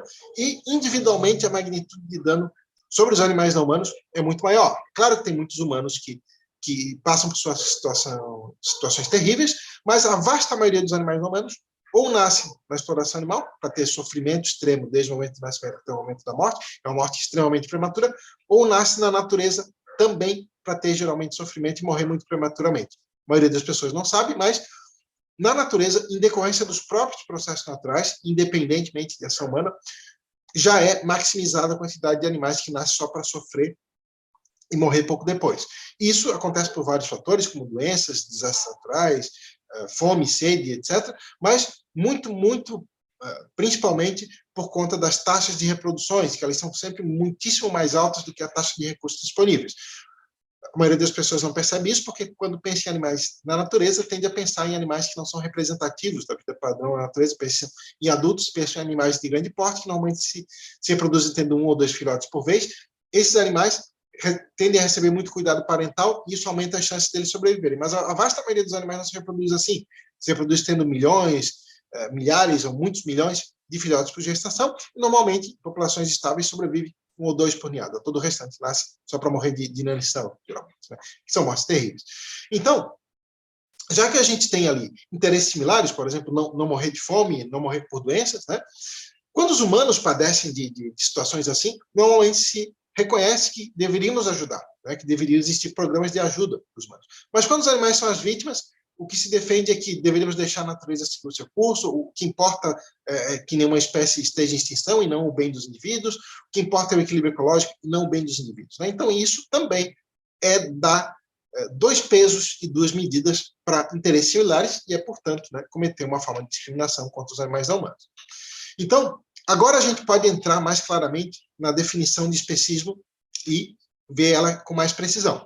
O especismo, então, é o tratamento desfavorável injusto contra quem não pertence a determinada espécie ou a determinadas espécies. E lá no início do vídeo, eu levantei essa questão, mas como que a gente sabe quando é que um tratamento é justo ou injusto? Um tratamento é injusto quando viola o princípio da igual consideração. Esse princípio agora que a gente viu, né, que diz que interesses similares têm que receber o mesmo peso e que interesses maiores têm que receber peso maior do que interesses menores, independentemente da raça, do gênero, da espécie ou de qualquer outro fator irrelevante do portador desses interesses. Então, isso mostra que os animais não humanos são discriminados não apenas quando eles não recebem consideração moral alguma, mas quando eles recebem uma consideração menor do que o bem dos humanos. Então, nós vamos ver aqui um outro argumento que ele, por outro caminho, chega na mesma conclusão do que o princípio da igual consideração, que é o argumento da imparcialidade. E esse argumento ele sugere um teste para verificarmos se uma decisão é ou não tendenciosa, para a gente saber quando estamos ou não cometendo uma discriminação contra certos indivíduos, quando ou não estamos sendo tendenciosos a favor ou contra determinado indivíduo. E esse argumento ele parece mostrar, então, que tudo que se aceita fazer em relação aos animais não humanos, né, tudo que é prejudicial a eles, não passaria nesse teste da imparcialidade. Vamos ver por quê. Bom, a ideia seria o seguinte, seria, para uma decisão passar nesse teste da imparcialidade, a gente teria que manter que essa decisão é justa se a gente não soubesse quem seriam os prejudicados e quem seriam os beneficiados por ela. O que acontece é que se nós não soubéssemos a que espécie pertenceríamos, né, ou se nós não soubéssemos a espécie daqueles que seriam prejudicados ou beneficiados, nós não consideraríamos justo o especismo e também não consideraríamos justas as práticas que são rotineiramente feitas aos animais não humanos, né, seja na exploração, seja em relação à omissão de ajuda. Vamos dar aqui um exemplo. Tá? Vamos ver um exemplo com a questão da priorização. Né? Vamos supor que a gente tem que decidir qual desses dois problemas deveríamos priorizar, qual deles que é mais importante, a gente ajudar as vítimas. Tá? Nós temos aqui um problema A com 100 vítimas, tá? Cada uma delas está com um sofrimento de menos 50. E temos um problema B com 900 vítimas, cada uma com sofrimento de menos 60. Vamos supor que todas as vítimas são igualmente inocentes, nenhuma delas fez nada para merecer o sofrimento que qual padece.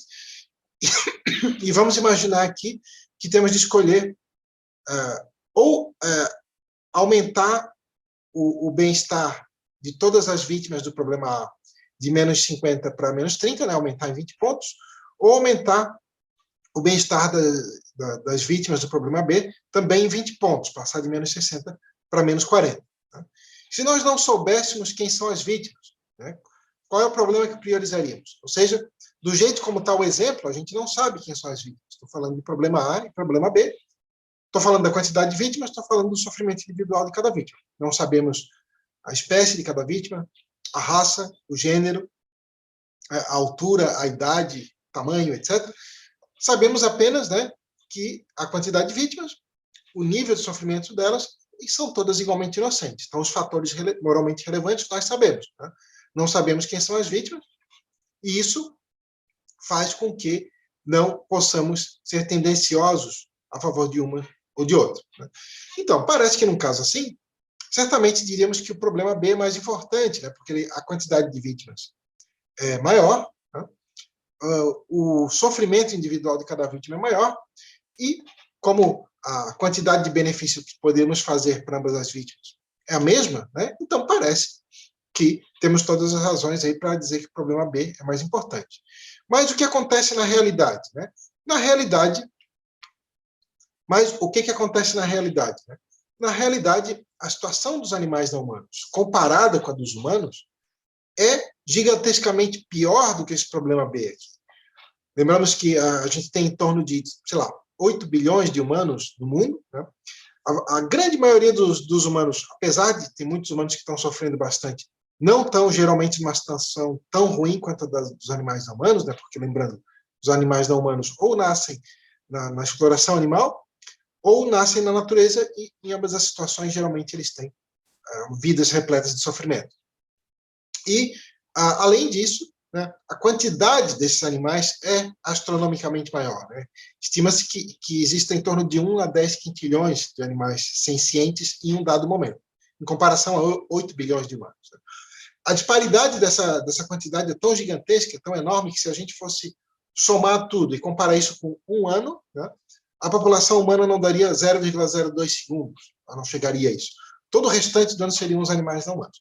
Então, diante de uma situação assim, se estivéssemos sob uma perspectiva imparcial, diríamos não somente que as práticas que prejudicam os animais não humanos são injustas, né, se não soubéssemos a que espécie pertenceríamos, se pensássemos que seria possível estarmos naquela condição, certamente não consideraríamos isso justo, né, se pudéssemos sermos nós as vítimas, mas também, além disso, teríamos que concluir por priorizar mudar a situação dos animais não humanos, porque a quantidade de vítimas é astronomicamente maior, eles estão numa situação muitíssimo pior, geralmente. E teremos que chegar nessa conclusão, mesmo que dessemos um peso muito maior ao bem dos humanos, porque o número agregado, né, da quantidade de animais sobrepassaria esse número muito. Então, isso responde àquela questão, né, que normalmente se escuta o tempo inteiro. Mas por que se preocupar com os animais não humanos quando tem muitos humanos necessitando? Por causa disso, né, porque as vítimas são em muito maior quantidade, geralmente a situação deles é muito pior, e tem um outro fator adicional. Né? Já tem muito mais gente investindo em ajudar humanos do que em ajudar animais não humanos. Então, parece que, de um ponto de vista imparcial, isto é, de um ponto de vista não tendencioso, de um ponto de vista que não é arbitrário, né, teríamos que rejeitar o especismo e aceitar, inclusive, priorizar melhorar a situação dos animais não humanos. Bom, tudo que eu falei agora aqui foi sobre consideração moral dos animais não humanos enquanto indivíduos. Né? Por vezes, essa posição, que foi defendida aqui, é confundida com perspectivas ambientalistas. E, na verdade, eu quero mostrar aqui que esses dois tipos de perspectivas não só partem de fundamentos muito distintos, na verdade, são fundamentos opostos, como, por vezes, muito frequentemente, as prescrições desses dois tipos de perspectivas são conflitantes. Né? Vamos ver por quê. Então, vamos ver agora aqui a diferença, por um lado, entre respeitar os animais não humanos enquanto indivíduos, né, considerar o bem-estar deles, buscar evitar que eles sofram e propiciar que eles sejam beneficiados, e, de um outro lado, a perspectiva ambientalista. Bom, qual é a diferença central? Né? Muitas pessoas pensam que o ambientalismo defende as práticas que defende porque busca, com isso, garantir que os animais que vivem nos ecossistemas, por exemplo, sejam beneficiados. Mas não é essa a meta do ambientalismo. Na verdade, a diferença central entre, de um lado, considerar os animais enquanto indivíduos e, do outro, a perspectiva ambientalista, é aquilo que uma perspectiva valoriza em si e o que ela valoriza enquanto meio, e, de outro lado, o que a outra perspectiva valoriza como meio é exatamente o que a outra valoriza em si. Vamos ver um exemplo. Tá? Em uma ética centrada na ciência, né, ou seja, uma ética centrada no respeito pelos indivíduos capazes de ser prejudicados ou beneficiados, né, os seres que têm uma consciência, incluindo aí os animais não humanos sencientes, né, aquilo que é valorizado em si é o bem dos indivíduos sencientes. Essa que é a meta, é aí que se quer chegar, é isso que norteia todas as ações. Tá? Que se busca é um mundo onde os seres sencientes sejam mais beneficiados, sejam menos prejudicados, onde tenha menos sofrimento, onde tenha menos quantidades de mortes prematuras, etc.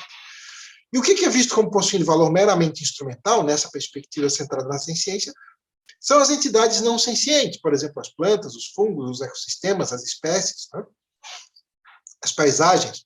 Então, em uma perspectiva centrada na ciência, vai se defender deixar o meio ambiente da maneira que mais beneficie os seres sencientes.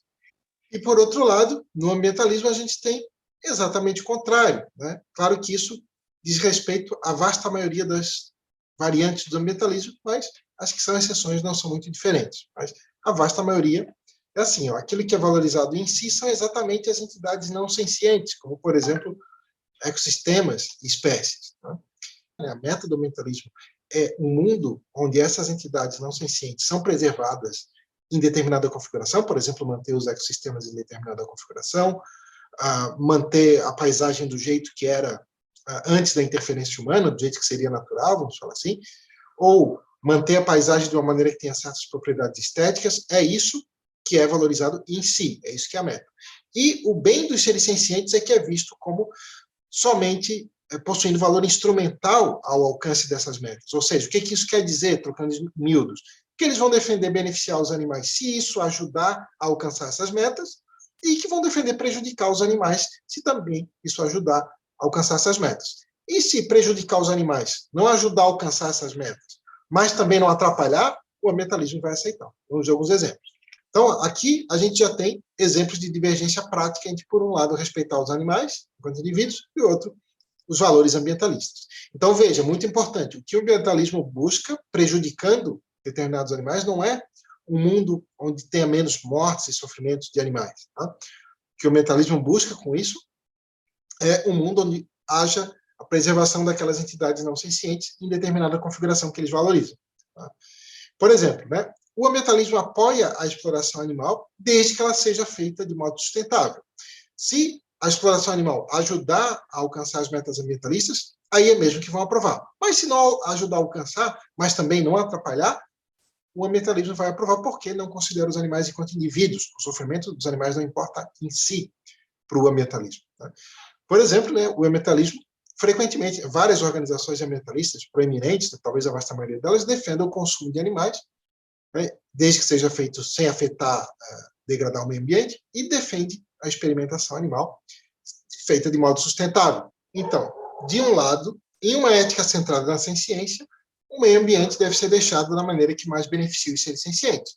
Por exemplo, né, da maneira que resulte em menos sofrimento e mortes ao longo do tempo, que faça com que os animais tenham maiores níveis de bem-estar e etc. Ou seja, em uma ética centrada na ciência, o que vai guiar as intervenções em relação ao meio ambiente não vai ser aumentar ou diminuir a biodiversidade, preservar espécies em extinção, ou manter aquilo que é natural, ou manter aquilo que é selvagem, ou mesmo não intervir, né? Os guias vão ser outros. Né? O guia vai ser aquilo que melhor beneficiar os seres sencientes. Já em uma perspectiva ambientalista, por outro lado, o meio ambiente Segundo essa perspectiva, deve ser deixada em determinada configuração, por exemplo, a configuração que estava antes dos humanos intervirem, ou aquela que apresenta certas propriedades estéticas que são valorizadas pelos ambientalistas, etc., mesmo que o resultado seja pior para os seres sencientes ao longo do tempo. Por exemplo, mesmo que, fazendo de determinada maneira, vai ter mais sofrimento e mortes daqui para frente do que teria se fosse feito de outro jeito. Então, é importante desfazer aqui um equívoco que é muitíssimo comum, né, que, diante das práticas ambientalistas que envolvem a matança de animais não humanos, né, em nome da biodiversidade ou do equilíbrio ecológico, etc., muitas pessoas têm uma ideia muito errada dessas intervenções, porque elas acreditam que os ambientalistas estão defendendo esse tipo de matança porque buscam, têm como meta que haja, ao longo do tempo daqui para frente, menos sofrimento e menos quantidade de mortes, mas essa, infelizmente, foi a única maneira de alcançar isso, qualquer outro resultado seria pior para os seres sencientes. Mas não é nada disso que é a meta do ambientalismo. O que o ambientalismo busca, como vimos, é valorizar em si certas entidades não sencientes, né? Mesmo que, fazendo isso, daqui para frente a história do mundo contenha muito mais sofrimento, muito mais mortes prematuras para os animais não humanos ao longo do tempo, né? Ou seja, repetindo, no ambientalismo, o que é valorizado em si são certas entidades não sencientes. É isso que eles veem como importante. O bem dos animais não humanos é que é visto como possuindo valor meramente instrumental. Uma ética centrada na ciência é o contrário, né? É o bem dos seres sencientes aquilo que importa em si, e o meio ambiente é visto como possuindo valor instrumental enquanto recurso para os seres sencientes, e ele deveria ser mantido da maneira que mais beneficia os seres sencientes, nessa perspectiva centrada na ciência. Então, tem outro ponto que é importante aqui, que diferencia também uma perspectiva antiespecista centrada na ciência de uma perspectiva ambientalista, que é o fato de a vasta maioria das perspectivas ambientalistas estar subordinada ao antropocentrismo. Isso pode soar estranho à primeira vista, porque normalmente o ambientalismo é apresentado como sendo uma perspectiva oposta ao antropocentrismo, mas a gente vai ver aqui que, após uma análise assim mais detalhada, ele é não só indistinguível do antropocentrismo, como ele é uma forma de antropocentrismo. Vamos ver por quê. Então, os ambientalistas frequentemente conduzem programas de matança de animais humanos para alcançar, né, as metas ambientalistas, como, por exemplo, a biodiversidade ou o equilíbrio ecológico. Importante, né? Como a gente viu antes, o que se visa alcançar com essas práticas não é menos sofrimento e mortes para os seres sencientes ao longo do tempo. Pelo contrário, essas práticas geralmente aumentam muito a quantidade de sofrimento e de mortes ao longo do tempo. Do ambientalismo é a biodiversidade, ou o equilíbrio ecológico, ou os ecossistemas, ou as espécies, aquilo que é valorizado em si. E, além disso, isso é normalmente valorizado como sendo um trunfo sobre o bem dos animais não humanos, ou seja, que é algo tão importante de se conseguir que justificaria, né, toda a matança e causar sofrimento a animais não humanos. Contudo, os ambientalistas não defendem a chacina de humanos.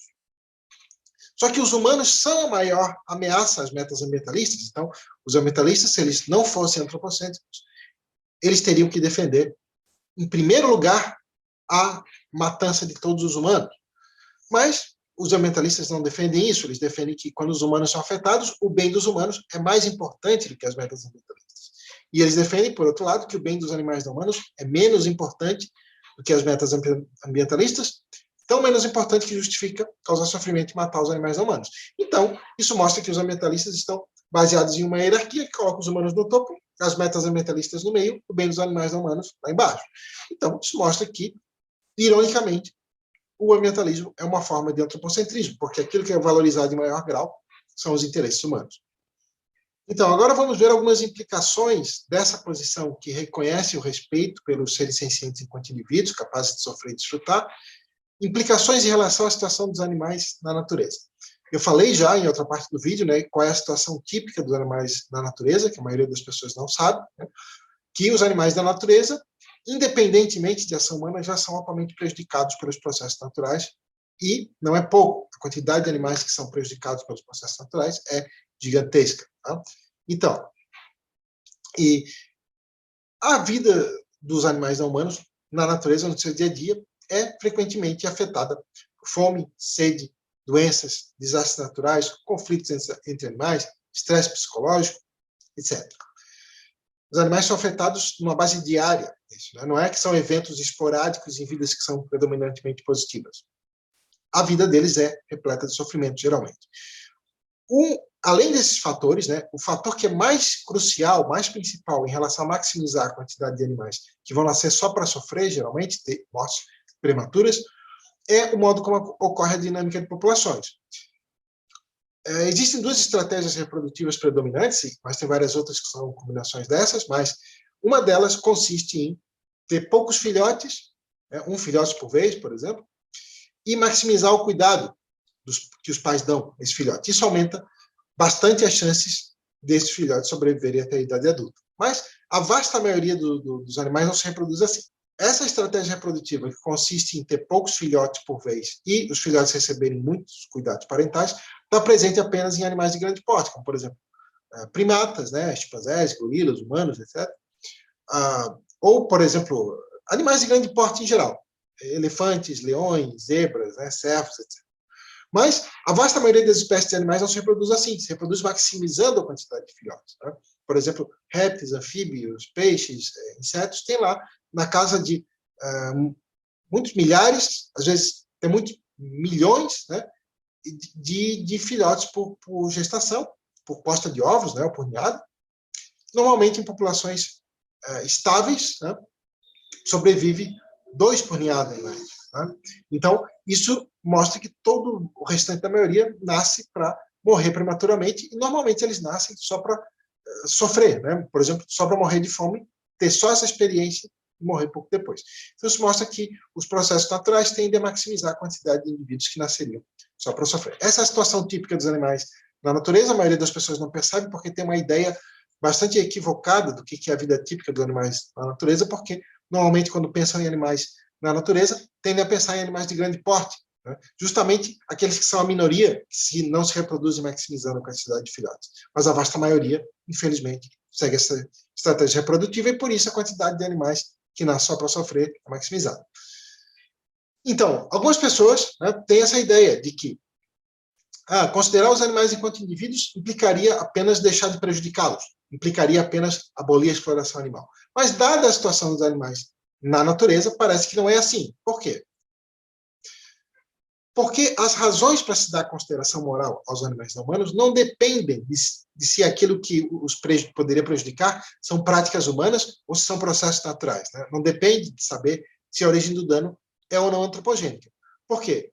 Se nós damos consideração moral a alguém, isso significa que nós nos importamos com o bem desse alguém. Né?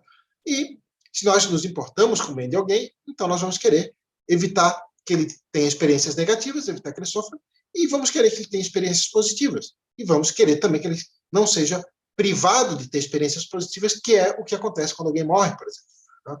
Então, isso tudo parece mostrar que, se alguém diz que considera os animais não humanos, mas se preocupa com os animais não humanos apenas quando eles são prejudicados por práticas humanas, então, na verdade, ele está preocupado com querer fazer com que os humanos sejam puros ou santos ou algo assim, e não está realmente preocupado com os animais. Preocupação sincera com o bem dos animais envolveria querer que eles sejam beneficiados, independentemente de se aquilo que os prejudica são práticas humanas ou se são processos naturais. E isso parece mostrar, então, que se os animais não humanos realmente devem receber consideração moral, então as metas das intervenções na natureza deveriam mudar. Primeiro, né, aquela posição que diz que jamais deveríamos intervir na natureza, parece que, então, ela é indefensável, até porque não se aceita isso quando os humanos são as vítimas dos processos naturais. Né? Quando os humanos são afetados por alguma doença natural, algum desastre natural, por exemplo, quando estão morrendo de fome ou de sede, normalmente se defende que deveria ser feito algo para ajudar esses humanos. Né? Então, se o especismo é injustificável, então parece que é injustificável também dizer que não deveríamos ajudar os animais não humanos. Tá? Só que, dada a vigência do especismo, até o momento, as metas que guiam as intervenções na natureza são ou antropocêntricas ou ambientalistas. Né? Por exemplo, as metas antropocêntricas, como a gente viu, são essas, né? Fomentar os interesses humanos, por exemplo, ajudar os humanos quando são vítimas de doenças, né? ou de fome, ou de sede, etc. Mas também, né, por exemplo, toda forma de agricultura ou de habitação, né, envolve intervenções na natureza para realizar ali garantir o bem dos humanos. E por vezes, né, como a gente viu, muitas intervenções na natureza são de cunho ambientalista. Agora que a gente já viu a diferença, né, isso não tem nada a ver com garantir o que é melhor para os animais? Tem a ver com valorizar em si certas entidades não sencientes, como espécies ou ecossistemas, em determinada configuração. Bom, mas se o especismo é injustificável, então as intervenções deveriam ser conduzidas com a meta de beneficiar os animais não humanos enquanto indivíduos, assim como já é feito quando os humanos são as vítimas. Tá? Então, isto é, a meta deveria ser estudar como fazer intervenções de modo que elas tenham saldo positivo para os seres sencientes ao longo do tempo, daqui para frente. É claro, né?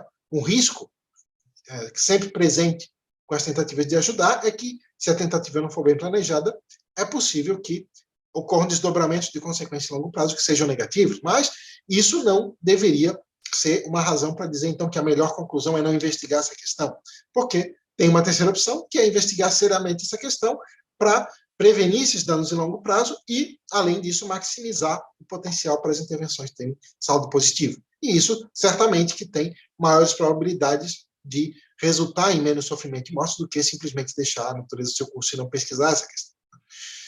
Então, por essa razão, foi proposta a criação de um campo de pesquisa interdisciplinar, que seria a biologia do bem-estar.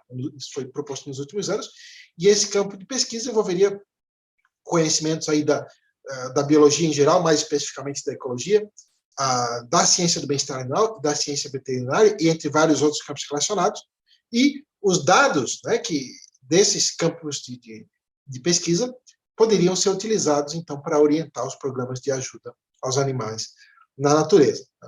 Os dados dessas ciências já são utilizados para fazer intervenções na natureza que têm metas antropocêntricas ou ambientalistas. Por vezes, os animais são beneficiados, quando beneficiá-los é instrumental a essas metas antropocêntricas ou ambientalistas. Por exemplo, tem programas de vacinação de animais selvagens que acontecem há décadas. O objetivo ou é antropocêntrico ou é ambientalista. Por exemplo, ou é proteger os humanos do contágio, né? Ou garantir que os animais que os humanos querem explorar não sejam contaminados com alguma doença, ou, por vezes, o objetivo ambientalista, como preservar alguma espécie em extinção, por exemplo. Mas isso já mostra que esse conhecimento não precisa ser necessariamente utilizado só com essa meta. Ele pode ser utilizado também para orientar a meta de beneficiar os animais. Bom, então a minha apresentação termina por aqui. A seguir tem algumas referências em relação a várias dessas coisas que a gente discutiu. Tá? Então temos aqui, falamos lá dos argumentos a favor do especismo, né? Então aqui tem alguns exemplos, né, das defesas definicionais do especismo, defesas metafísicas do especismo, defesas do especismo que apelam a capacidades, que apelam a relações, o argumento do potencial, o argumento do grupo, e aqui tem vários textos, tá, contra o especismo, tá, sobre como várias teorias da ética questionaram o especismo. Está lá no site da Ética Animal, quem quiser abrir lá o site e procurar, tem muitos textos lá sobre isso. Tá? Então, agora aqui, uma lista de referências a favor da consideração moral dos animais não humanos. Tá? Sobre várias perspectivas da ética, né? A partir do utilitarismo, teorias de direitos, igualitarismo, prioritarismo, suficientismo, ética do cuidado, abordagem das capacidades, ética das virtudes, kantianismo, neokantianismo, contratualismo rossiano e combinação de várias perspectivas da ética. Tá? Muito obrigado, um abraço.